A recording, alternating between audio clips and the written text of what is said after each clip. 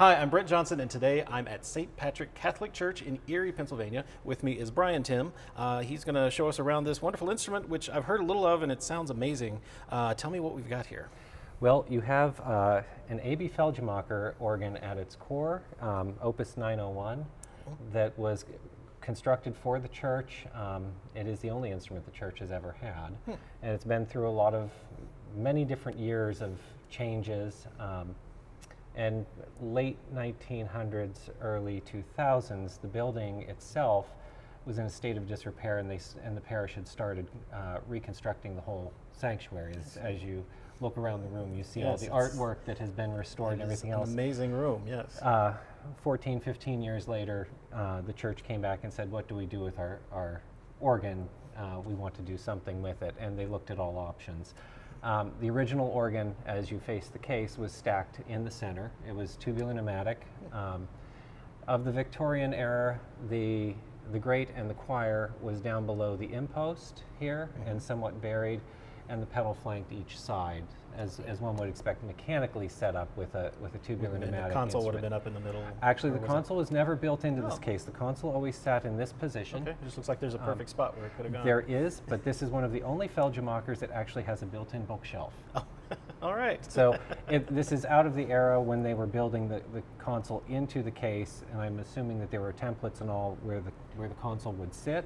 I see. And that was just part of their template for case building. So they just stuck some shelves in instead. Turned it into a bookshelf and found a way to multi-purpose the organ structure itself.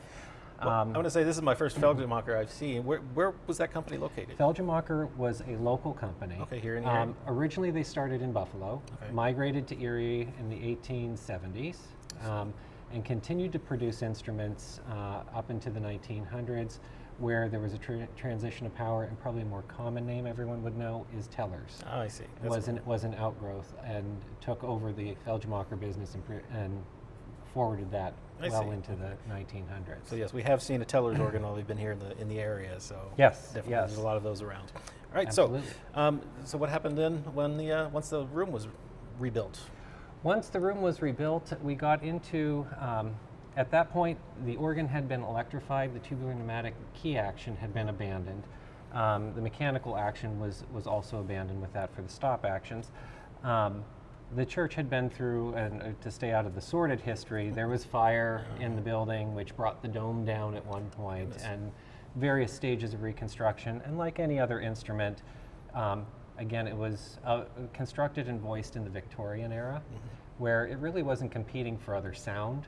I mean, today we have air conditioning and heating that we compete for sound, fluorescent lights. So it was, and its physical position kept it a very polite instrument. Over the years, those warm, round sounds that were brought out in that period of construction were deemed not appropriate for the literature of the day, and it went through many, a few permutations with trying to make it a little bit brighter, a little bit more nimble for the music. Every instrument is, for longevity, has a struggle with versatility in the end. And that as an organ builder, that's what we all try to do, is make it as versatile but good at presenting the music that is demanded by its location. This instrument was pretty spectacular when it was first constructed. But through the years, the original 4-rank mixture on the grate went away in favor of a higher pitched 3-rank mixture. There was a dolce cornet in the swell that was pretty much a string composite that was abandoned for the cornopian that is in there now. From that, other alterations where pipes were the nicking was removed from the pipes to make them a little bit more articulate. This room doesn't demand a whole bunch of smooth sound as you hear the reverberation in the space. So they were trying to clean it up that way. It was all done very respectfully. But at the time, fast forward to where we sit today, the organ had a second-hand console on it that was electric. The original console, which was somewhat ornate and indicative of the Felgemaker firm, I suspect, and I have no positive proof because we don't even have photos of the original console, I just know from those that worked through the family and all that it was an ornate console from Felgemaker. was abandoned, and I suspect because at the time of the electrification, AGO guidelines of console standards came around, and it was a 30-note pedal to begin with, and so I'm pretty sure that the original console was abandoned for dimension purposes.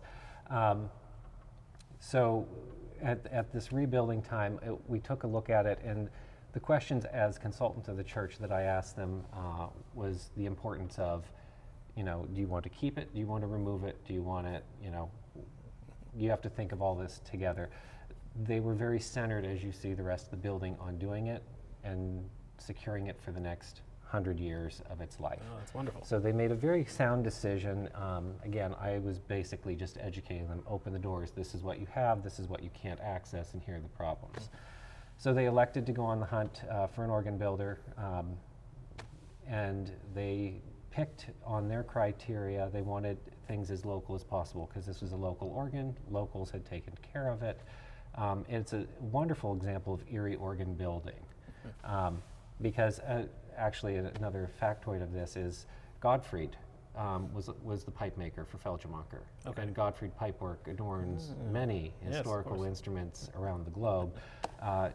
The least of which is 45 minutes down the street at the Massey Memorial Organ in Chautauqua. Oh, okay. Is all Gottfried's handiwork. So from that point forward, the church, again, decided we're going to rebuild it mechanically, but we want to keep it tonally. So that kicked off another educational effort of what you have tonally now is not exactly what you had in 1906 when it was constructed. You have some alterations along the way. So it's not a restoration, I wouldn't classify it as a historical restoration in any way, shape, or form. It was what I would probably deem a functional restoration, which took a look at the whole history and the alterations that were made and kept the best of them for versatility purposes. There are some additions to the organ. Some things were put back in place to simulate the original 1906 stop list. Some things are additive to it, and we'll explore those as we go through the stop list. After discussing the tonal needs and wants, and basically what was here is what they needed. And again, the additions you'll find are very minor to what was original, and I'll try and call those out as we go through. The second thing was long-term care and feeding of the organ was about the maintenance and serviceability and access to the organ. And you'll be viewing that later.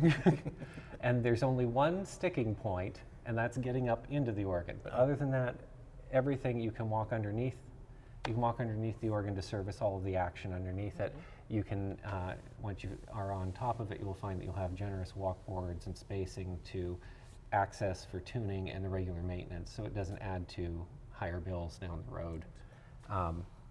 It makes it ultimately a little bit easier on the church to maintain such a creature. And I don't think we've said all of the work was done by the Heritage Pipe Organ Company, Correct. Buffalo, Correct. Who's been helping out on this trip. So yes. I should have mentioned at the top, if you're a subscriber to the American Organist, you're a member of the American Guild of Organists. This was the organ that was on the cover for the December issue. Yes. So you can go back and read more about it there if you, or if you saw it. Well, now you're going to get to hear it. So take me through the stops. I want to hear what we've got here. Okay. I sort of have a game plan, and there's logic to it, but we're going to start in the Great Division. This is one of few Felgemaker instruments that actually has in its stop list a first and a second open diapason. Okay. So I have a contention after listening to it now in the room, and again, part of the mechanical layout of the organ opened it up so that the choir is to the left on the left as you face the case. The grate is in the center, and the swell is to the right. Now that everything is out in the open against the barrel vault, it's not as demure as it once was. So, well, now I'm curious, maybe besides needing a less vicious first open, the other organs that don't have them, is that because of a feature of size, or just do you think it was the tonal solution here? A distilled version that I would like to say, and as an organ builder myself, I'd love to think that every organ is handcrafted and well thought over. But at this time period, again, they're manufacturers. Mm-hmm. That's what lured Felgemaker here. So there are formulas, and you can see this actually in Tannenberg's work from Lidditz, PA, is that he designed organs that were German Lutheran organs of a certain design where the console faced the case, and the great division was your principal chorus through mixture with trumpet. He also was approached in later years for the design for the Moravian church, that he actually inverted the console so that the organist was facing out, and the stop list there was principal chorus up to 2 foot only. The Moravians wanted all of the solo possibilities to be real instruments as a trumpet, a violin, and the organ was to accompany, not to outshine. And they viewed some of the brighter aspects of organ building for the Lutherans to make it more of its own solo instrument, where they viewed it as that. So that long explanation. If you look historically at the opus lists constructed by Felgemaker at the time, there's small rooms, there are medium rooms, which is 90% of the opus list, and then there are large rooms. When you get to the larger rooms, the 400-seat houses and what have you, you started seeing them insert more 8-foot foundation for accompaniment purposes. But now that I'm looking at it through modern eyes, we have a first open and a second open that is original to the stop list, 4-foot octave, 2 2/3 quint, 2 foot, and then the 4-rank mixture. The 4-rank mixture now is a newly constructed mixture and inserted into the organ, but it is also done on sort of a Victorian Victorian era principles, where the quints are held back a little bit, and it's not going to come out and grab you. Okay. It just crowns the chorus. So I'm going to start with the second open diapason and demonstrate what I maintain is the Felgemaker great of a standard instrument. So this is the second open.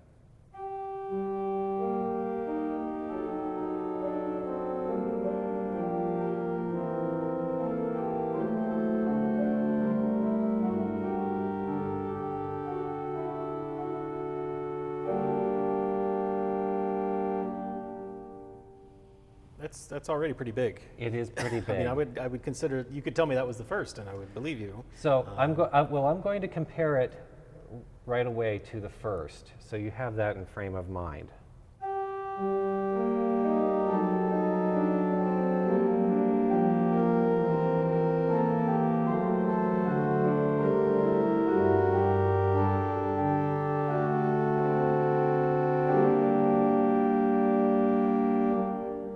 So rather than go up the traditional principal chorus or the plenum here, I'm going to reveal what I believe has happened and what Felgemaker had in their mind with the scaling and design of this, is that I believe your principal chorus of second open, founded on the second open, is there through the trumpet in the Germanic training and style. The first open that you just heard, as large as it is, the doppel flute and the viola, all are of solo quality. So here's the doppel after that.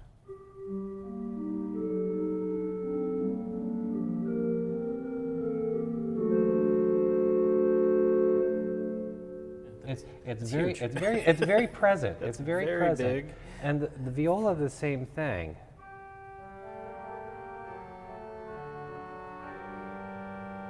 Has a lot of rosin to it, a lot of character, very incisive. So I maintain that the flutes and all is sort of a struggle between wanting to have an exposed solo division and having it to make it a little bit more versatile. Eric from Heritage and I were discussing the ability to accompany some of the softer stuff with the swell and the choir. You don't really have an option because of those. It's not that I dislike the doppel. I mean, and part of it, I'm not sure how it will record for this, but it is in the room, is extremely present. Indeed, and they're all, you can just tell, coming right off this archway.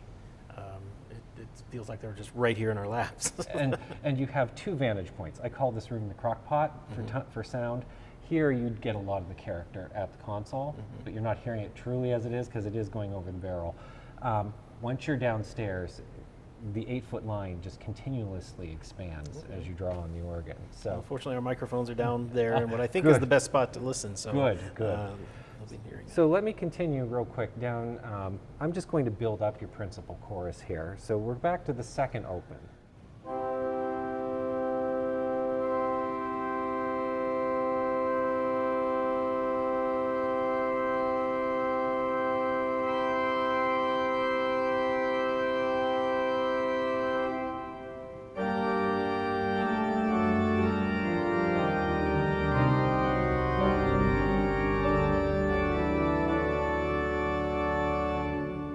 So there is your main principal chorus, excluding the double open diapason. If we add the double open diapason, which is in the facade and is the metal open on the organ, I'll do that little excerpt again for you.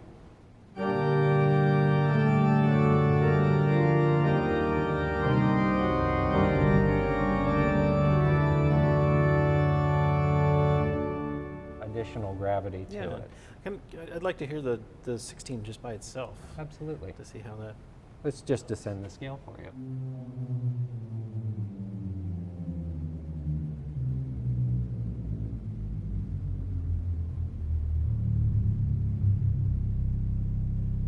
Not really forceful, but it's got some present presence, and purrs.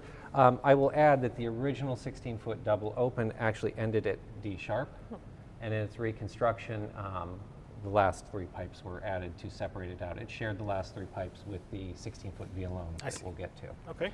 The doppelflute, and you have a 4-foot flute d'amore as we get through the flues here.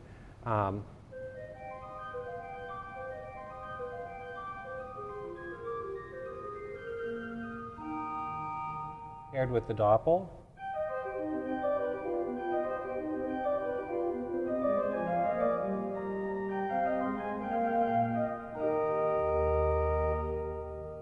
The doppelflute kind of wins that fight. Yes, it does. It's still Yes, it big. does. It Yes, it adds does. some color and clarity to it. The 4-foot's very lovely, but yeah, that's a big. It just shows you how big Yes, that it 8-foot is. We are left with the great trumpet. Okay. So we're just going to do a scale for the trumpet for you so you get an idea of its scope coming down.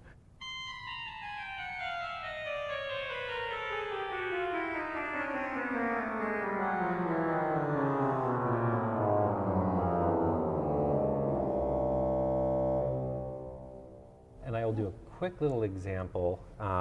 Actually, I'll give you the chorale of what I was just playing here, just on the trumpet. A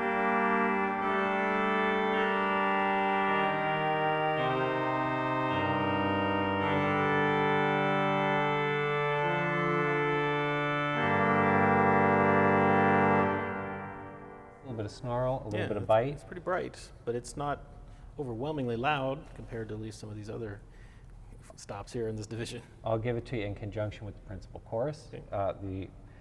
The original principal chorus under my methodology. Yes.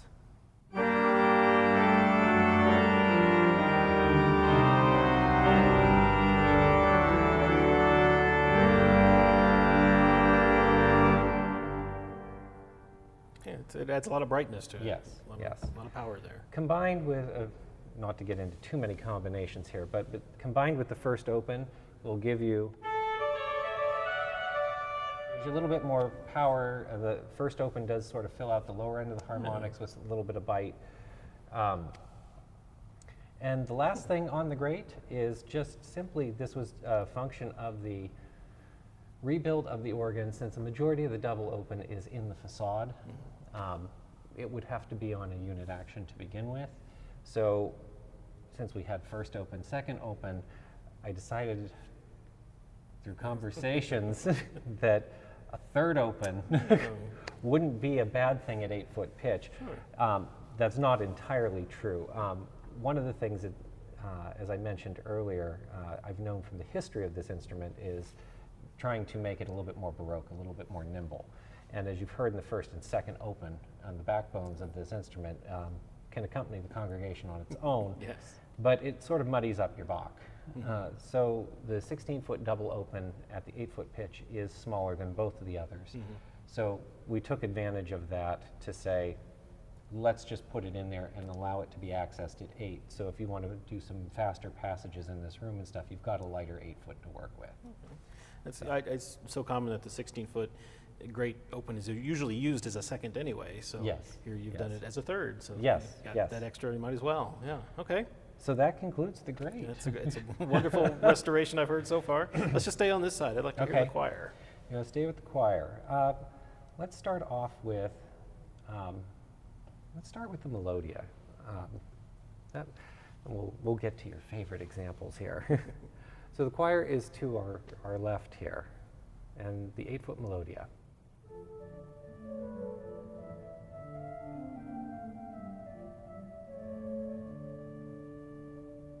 It's a wholesome very and charming, delicate yes. flute. This is also a Felgemaker that has a principal for each division. Oh. So there is a Geigen in here. So Okay. this is the backbone.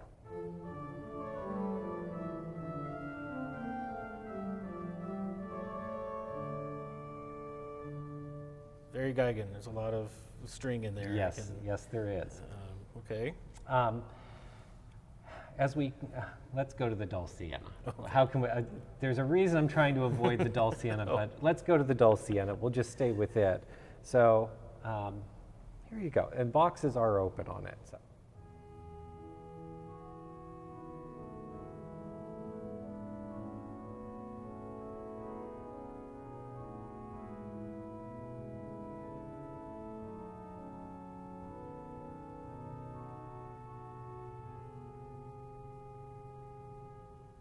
So It's very lovely. very delicate. We're in a lucky moment where the heater vents aren't blowing and there's no Yes. helicopters or anything coming over. But Well, you've got more of that Yeah, coming good, up. good. Don't worry, we have no shortage of color in this organ. One of the decisions, again, that is on the stop list is the Dulciana Celeste. So even though this was an addition, again, to the organ, a lot of things were looked at very sympathetically to keep it within the ilk of its time period. We happened to scour and find a matching Dulciana from an opus, Felgemaker opus, about 60 opus numbers apart.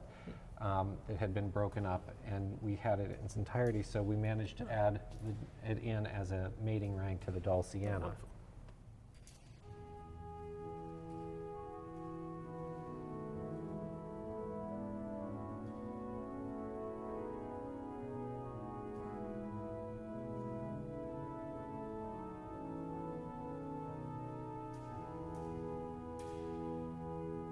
Very subtle, Yeah, good lovely. for choir members to accompany. The further up the list now, this is where we sort of diverge in what we were looking at historically on the organ, and there were the original stop list housed a concert flute at 4 foot and a harmonic piccolo, which were independent ranks. Okay. By all of our arrival, and I say with Eric in the background, the 4-foot concert flute was no longer in the organ. It was more of a Spitz principle type Okay. sound. Suspected that it was parked in there for tuning reference, in somewhat of an impossible situation. So we did retain that for that purpose. So this is one of the Teller's editions that I will play down around the 8-foot side of it for you.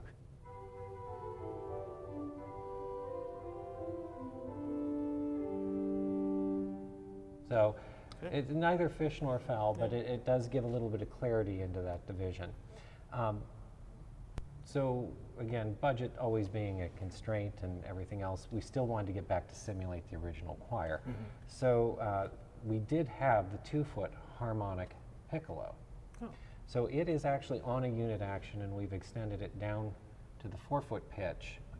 So you have a harmonic flute both at 4 and 2 that you can pair, and this is by far one of the loveliest.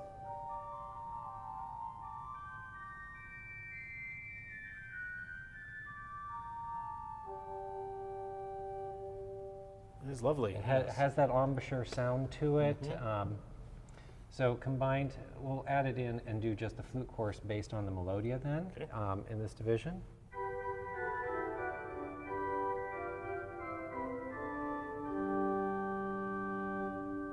It's very colorful. Very clear, Yes. yeah. One of the things that was a struggle was what to do with the original teller's mixture. And in an instrument that only has one, it could be used for color and to break it up. So what was here as a replacement mixture on the grate before got softened down and put down into the choir division. It's one of the more obscure things that happened because the swell is sizable enough and colorful enough. It really wasn't looking for it where there were no mutations into the choir. So I'm going to give you that flute course again with the former great mixture on it that has been knocked down. Okay.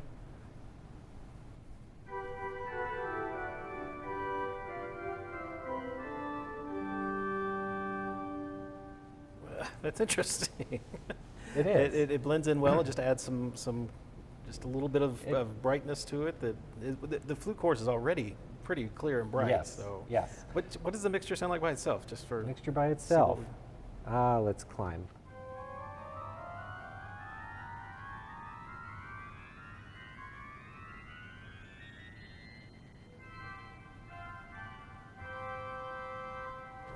nice clear mixture. It's just very gentle. Yes, yes.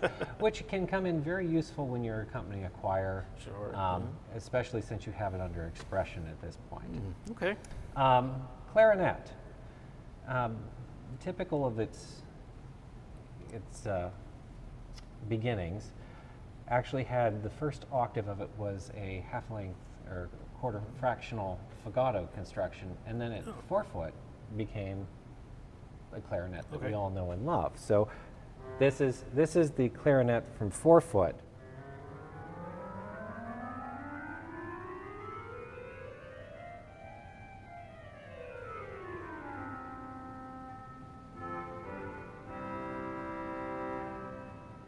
Very nice clarinet, yeah. So one of the things that was corrected is a new matching bass octave was constructed, so you didn't have the change in color at that point. I see you eyeballing that last, that last stop there. I'm noticing there's one more, yes. There is, and I think the church all agreed that having a horizontal trumpet sticking out of the case was just not befitting of this room. Not quite what this room is designed for. They did elect to go with they needed a big reed for weddings, so it was prepared at the time that the first phase of the project was done. And it actually went in, the donor realized that there were a couple things still missing. This is one of 2 of them, that a new tuba was commissioned for the organ. Okay.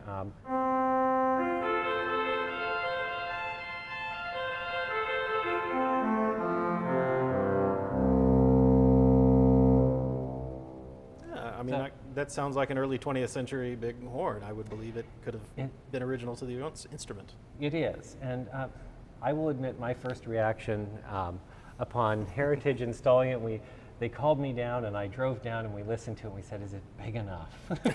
That's the question everyone wants to ask. Is it big enough? No, it's lovely. I think it's just, it feels the right size for the room. Now, I haven't heard it against the rest of the chorus. Well, we did walk around it and we said, we came to very quickly, if we're asking if it's too big or not big enough, if we're asking that question, it's probably right where it needs to be for the organ. So yes, it's been left in there as it is, and it actually works quite well. I wanted you to hear it against in the treble register because the tuba goes harmonic at 19, so you have much more resonator to deal with for the body. Because after listening to that and the great trumpet, brightness and the forcefulness of that great trumpet.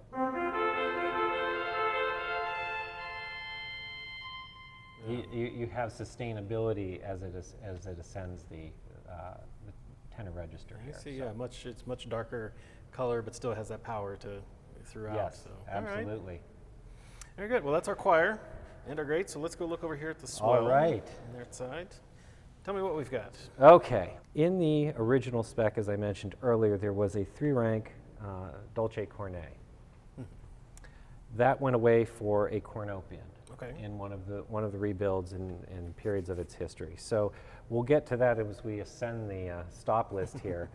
But basically, as I said, every division has its own open diapason, and this is no stranger. So it has an open.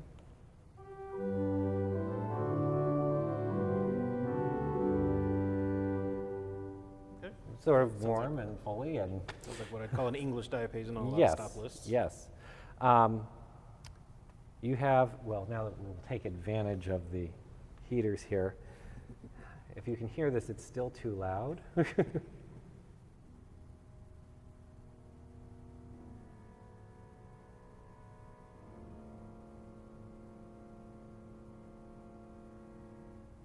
We have an AOE. That's with the box open. Well, I started with the box closed. Okay, but it still was. So every great AOE, if you can hear it, it's still too loud. Yeah, okay. Is actually a very versatile stop, especially with what type of church we are in for meditative moments where the organ needs to sort of be there but not be intrusive. It's as quiet as possible is helpful. The original Aeolene in the stop list, we had, it has happened to so many instruments over time, is when that sound fell out of favor, the scaling and stuff was correct to be cut down to make it 2 2/3. Yes. So here's your 2 2/3.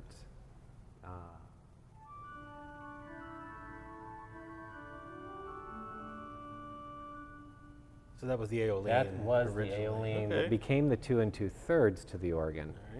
All right. So again, much like the Dulciana Celeste, we had some of that pipe work available to us from a sister instrument. So we pulled the Aeolene from it and was able to add that back in. That was a request from the organist.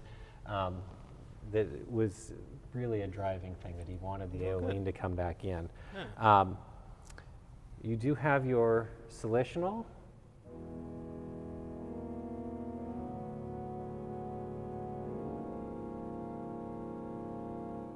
Paired Celeste.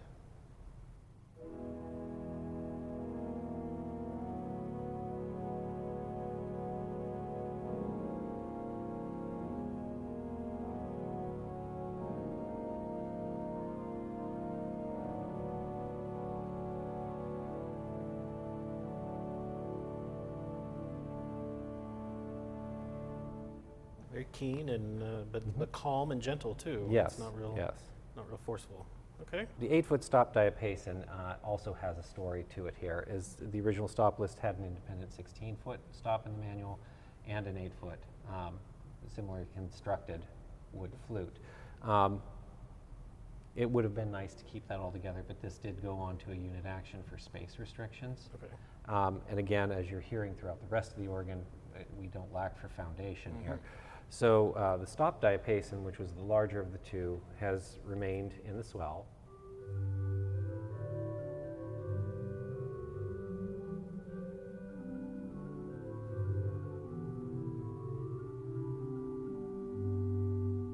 A little bit of its articulation, but is extended into the 16-foot octave from the original. Okay. So you still And got the last 12 pipes, again, for space restrictions, because in the laying out of the organ, the swell division made it off to one of these sides where it is pared back a little bit, so we didn't have the depth to work with as you did in the center.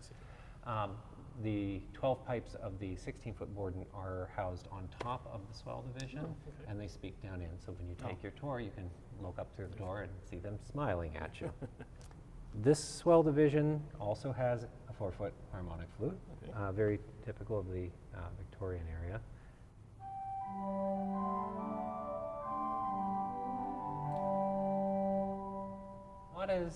Not as pronounced and clean as the choir flute. more subdued than the other one. Yes. The flautino has always been in the stop list.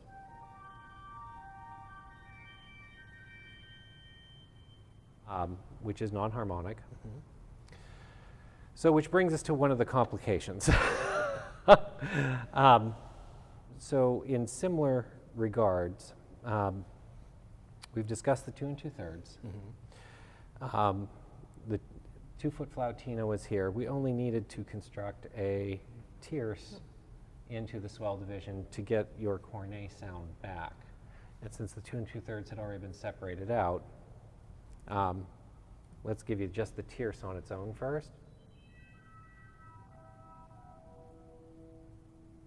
Very Just gentle. very, very gentle. gentle whisper. All of this, again, it goes back to Victorian era treatment of pipe work.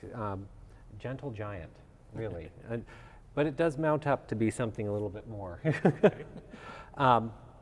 So in addition, if we'll add that all up at the moment, using the stop die pacing as the bass.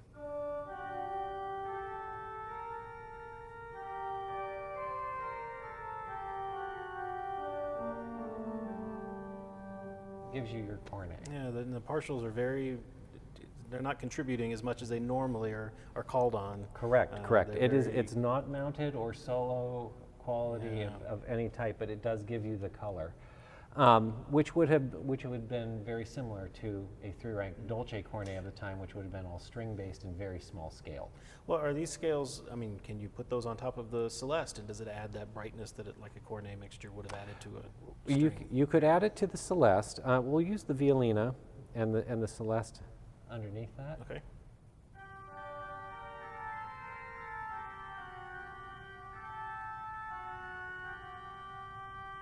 And it gives it more just of an Yep. edgy string effect than adding like a cornet sound. Yep. That So, you'd expect, so you're so- relying on a lot of the harmonics to come out of the 8-foot line Yeah, to excite the rest of it here. But it actually works again with the reeds here. Now, I don't think we talked about the Violina, We didn't. so let me hear that. So we're going to go back to the Violina for a moment because the name is deceptive on this. This Yeah. was one of those casualties of revoicing that it was in the former stop list a principal or a prestant or something to that ilk.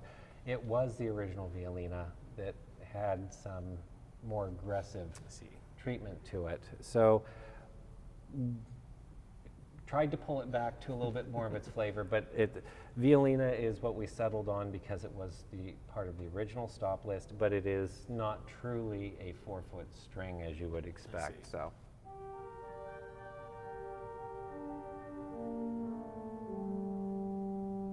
Yeah, definitely more principal quality. Yes.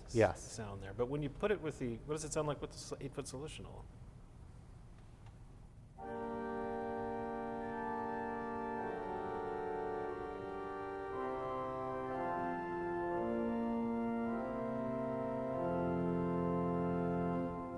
It just kind of rides on those upper harmonics and Yes. helps build them Yes. up a little more. So it does function well as a 4-foot Violina, maybe Yes. not by itself, Yes. but with other And stops. and again, tuning reference for maintenance and what have you. So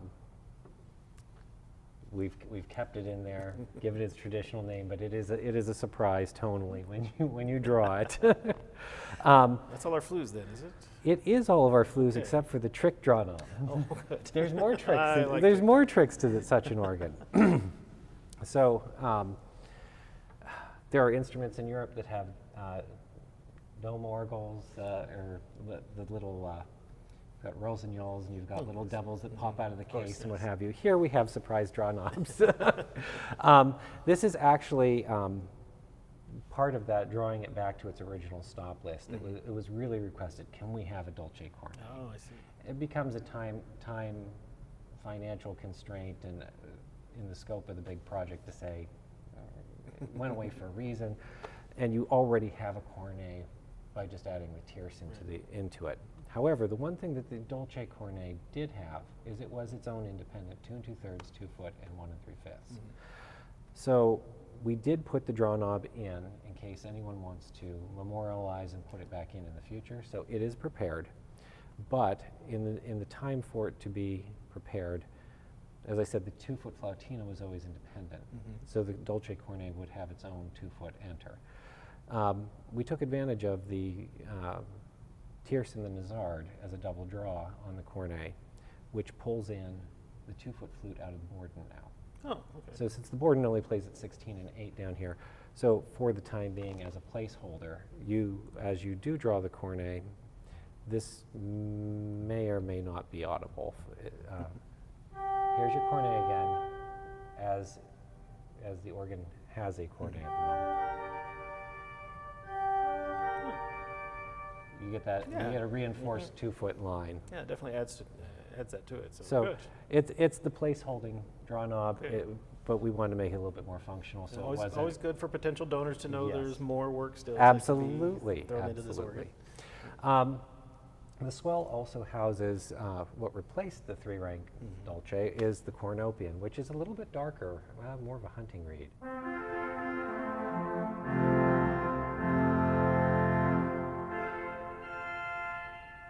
Yeah, that's what I would expect a cornopian, sort of the sound, that more So you- covered, darker sound. Exactly. And then you have the oboe and bassoon.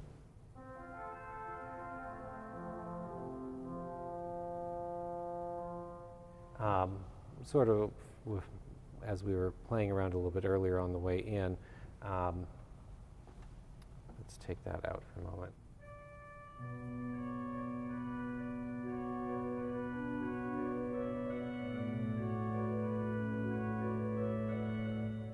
Yeah, very bright cutting reed there. And it works very well in conjunction against the choir, but again, your doppel. That's going to be a little too much. Back to that doppel is a little too much.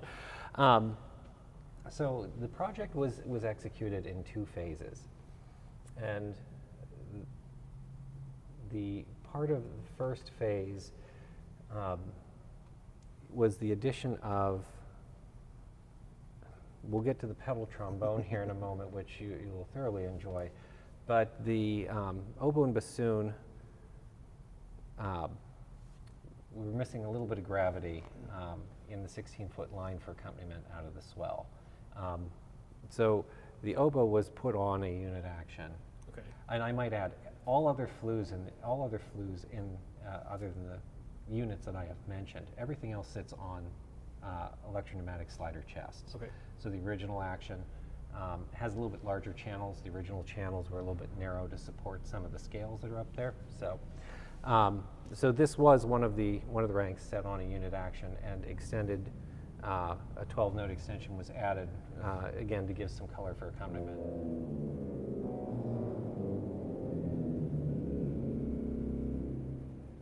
So that's all new. The last 12 Last are octave, okay. a half-length extension of I see. that. Okay. Well, that's good. And you've got just matching the ones you've got. Yes. Sounds very similar there. So. Then you have the Vox Humana, the stepchild.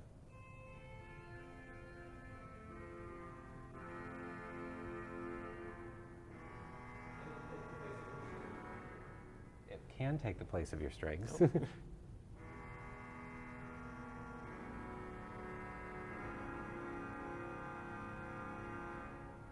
Oh, And it's sounds not like well. It's not well seasoned. It's because it's still in tune at the moment. Well, the question everyone asks is, what does it sound like with a tremolo? There you That's go. what we can hear.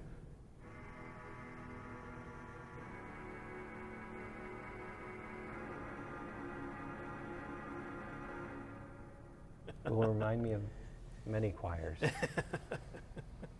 All right. And that's all of our swell at that point. So that's your swell division. Okay. And I guess tell me what we've got in the pedal. I assume we're doing a lot of borrowing, as was the style at the time, as most American organs are. The style at the time was to borrow. The 16-foot principle that appears in the pedal is a borrow off of the great open Okay. in the facade, which we've heard at the beginning.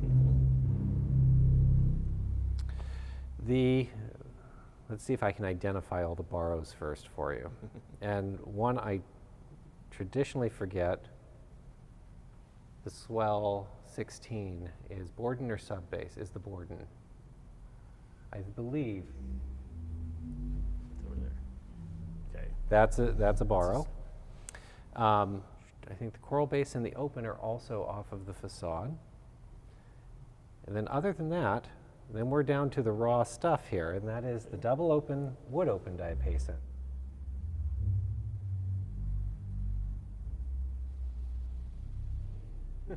Yes.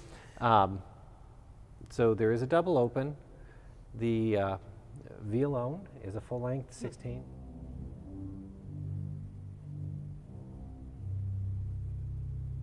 Purrs right away What a at nice you. luxury to have, a full-length 16. Oh yes, long. yes. Which also plays at 8.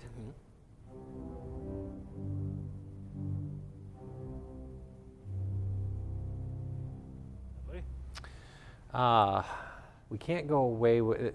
It was very typical for Felgemaker instruments to be based on having a 16 and an 8-foot string in the pedal. As they got larger, you got into 16-foot sub bass, 16-foot open, and still have your 8-foot cello as part of it. So naturally, again, with an instrument that has 2 open diapasons on the grate, you would have a 16-foot open wood.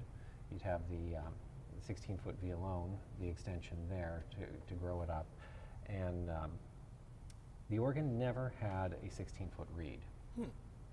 So this is a teller's contribution to the organ. Once again, this was not about trying to alter or change. It was to pull a whole bunch together and honor all contributions to the instrument over its 100 years, from Felgemaker through those that did service on it, and when tellers worked on it and made some alterations. We wanted to honor the best of all of that to pull this together. There is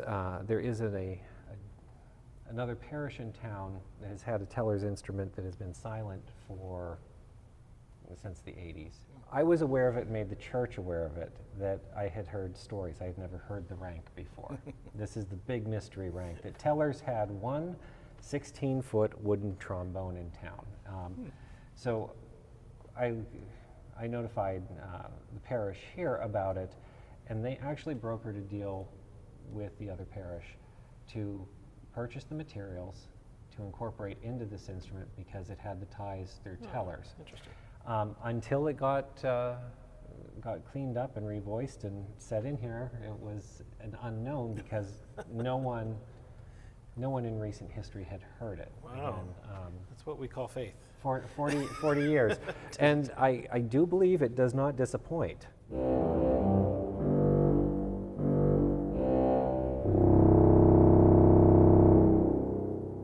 That's amazing. It's 1 through 12 are wooden resonators. Yeah, that's a fantastic sound. Yeah, 1 through 12 are wooden resonators, and it goes into pipes that are actually stamped tuba, but they're smaller than the manual tuba here. Okay. So it did come out of the organ, came over here at 16 and 8.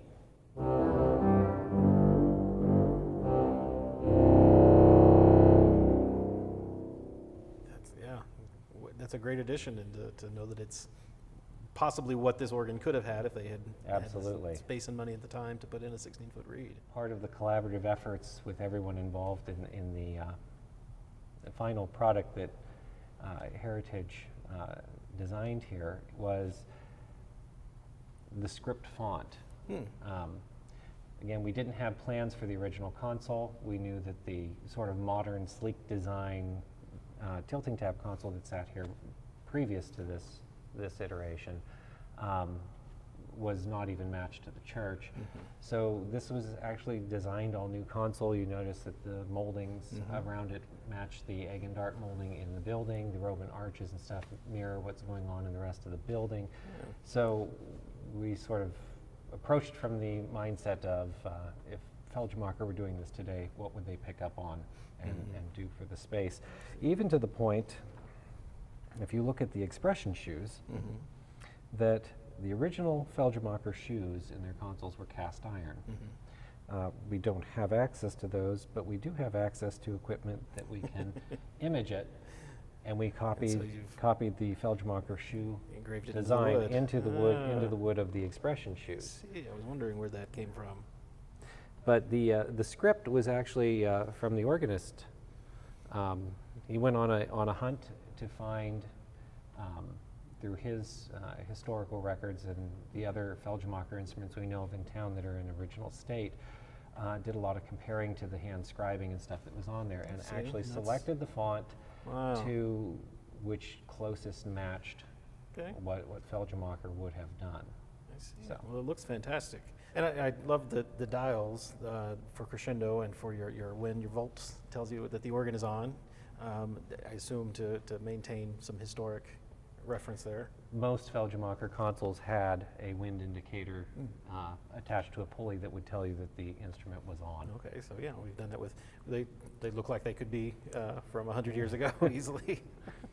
Part of the thrust too was to keep it looking, As an organist, and I'll take my organ building hat off and throw on as an organist, the console has all of the creature comforts of the modern era, but really does harken back to the simplicity of when the organ was constructed.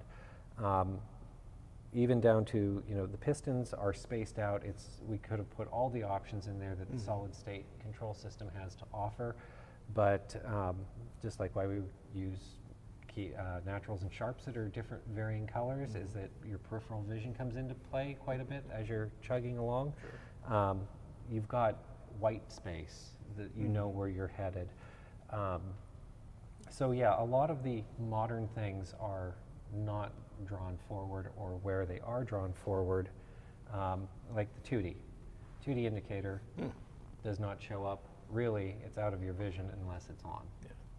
So that's done with LED technology. It's critical to know where you're at with the memory, or if you've transposed. Sure. But again, they're very subtle. There's not a giant screen and then we do have a drawer here. Is this for? This is for your solid state, okay, where we tucked away the record playback features, the USB thumb drive. As I mentioned, the console does have all the creature comforts that you want out of a modern console, but has minimal appearance within, not to cloud up with too many, as I would call them, gadgets. No, it's wonderful to see this historic instrument restored and even added to and completed with history in mind. And there maybe I hear some things that maybe a modern organist would say, well, we wouldn't do that, but you've kept everything the way it was and been true to the nature of the instrument, and I really appreciate that. So it's great to hear it.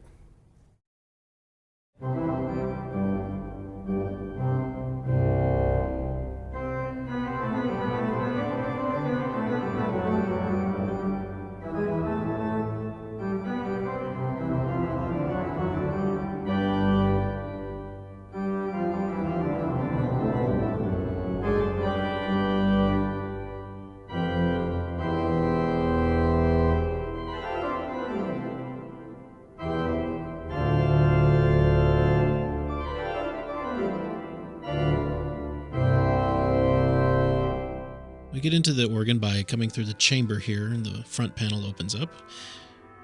Down here underneath, there used to be nothing down here, but now a lot of the pedal mechanics have been moved to this space.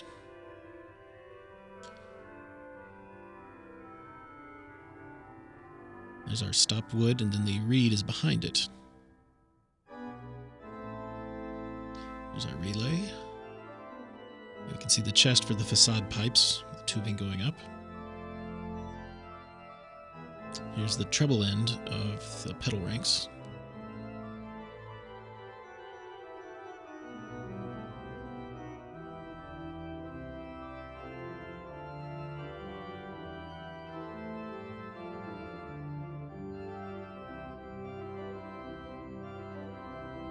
Now we're underneath the choir here, and this is in front of us the step-up blower that adds some pressure for the choir tuba.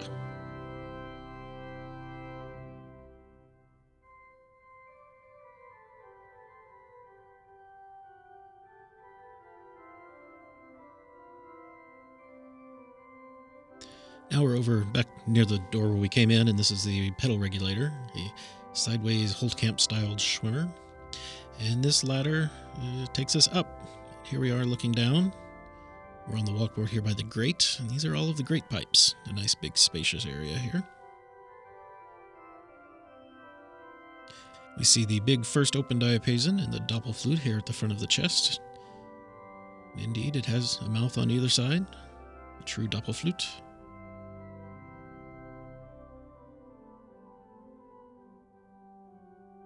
There's our trumpet. The ranks there, and back there is the 16-foot Teller's pedal reed. The wood resonators of that. It's the back wall. And over here we go into the choir.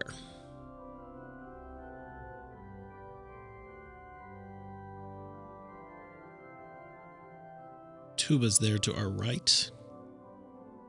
And the clarinet's here on this side with these other pipes.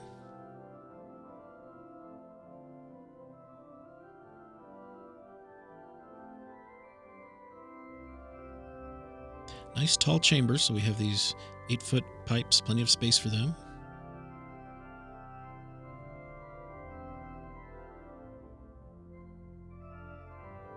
There's another look at that new tuba. The parts of this organ were cut out on a CNC router, which allowed each part to be engraved with its designation, so you know exactly where it goes when it's time to put it together. All right, we leave the choir and head back out into the grate. And we walk across to the swell box. First thing we notice are these stopped pipes. The base ends have been stopped with wooden stoppers, even though they're metal pipes. We have our Vox Humana there. There's another look at that chest. And there's our reeds on the front, and again, nice tall chambers in here.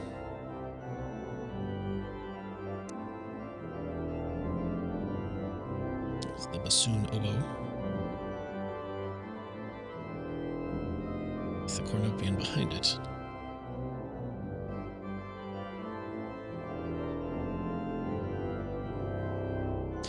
I mentioned that the 16-foot had to be put outside the box, and there it is up on the ceiling of the chambers, speaking through a hole.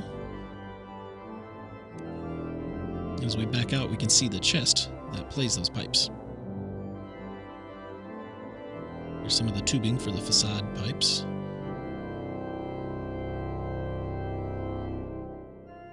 Including some of the original tubing, which was solid off of a channeled board there. They've just added the tubes into the existing channels.